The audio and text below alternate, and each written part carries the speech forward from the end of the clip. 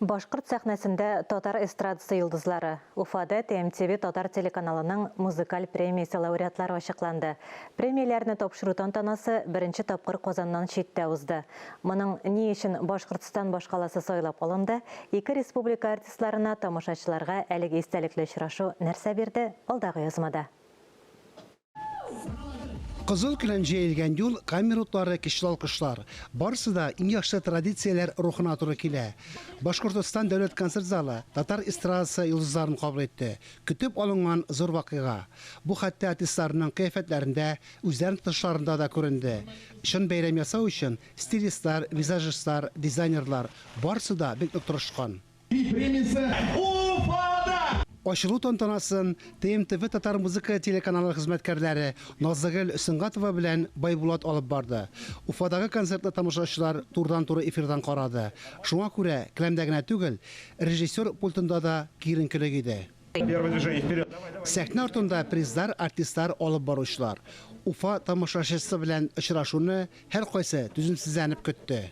Настрой, все классно, все супер, вот репетируем, полный образ заходим, уже все, мне нам нравится уже. Зур экранда башкорт курае, Уфа шәһәре күренешләре. Мәртәбәле концертны Башкортстанның атказанган артисты Зәйнетдин ачып җибәрде. Татар музыкаль премиясын тапшыру тантанасы 5нче тапкыр уздырылды. Уфа сәхнәсендә 1нче тапкыр. Оештыручылар әйтүенчә, бу күптәнге хыял булган. Ниһаять, хыял чынга ашты. Сезон күптән тәмамлануга карамастан, билетларны санаулы вакытта алып бетергәннәр. Здесь можно сказать, почему 7-я премия только в Уфе. Мы должны были... Ни өчен 5нче премия Уфада тапшырылды? Бу күптәнге теләгебез иде. Чөнки биредә безнең тамашачылар, безнең тыңлаучылар күп. Билетлар тиз арада сатылып бетте.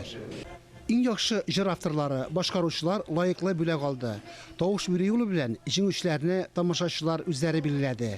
Уфа сәхнәсеннән барлыгы 32 бүләк тапшырылды. Кайбер лауреатлар өчен Уфадагы күчмә тантана туган якларына кайтуга тиң булды.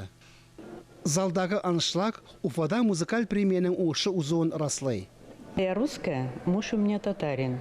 Ну, мне нравятся песни татарские. Мы постоянно ходим на концерты. Артистлар һәм тамашачылар бердән фикердә. Бу очрашу һич шиксез кабатланырга тиеш. Оештыручылар аларны хуплый. Фарис Мөхәммәтов, Татарстан яңалыклары өчен махсус Уфадан.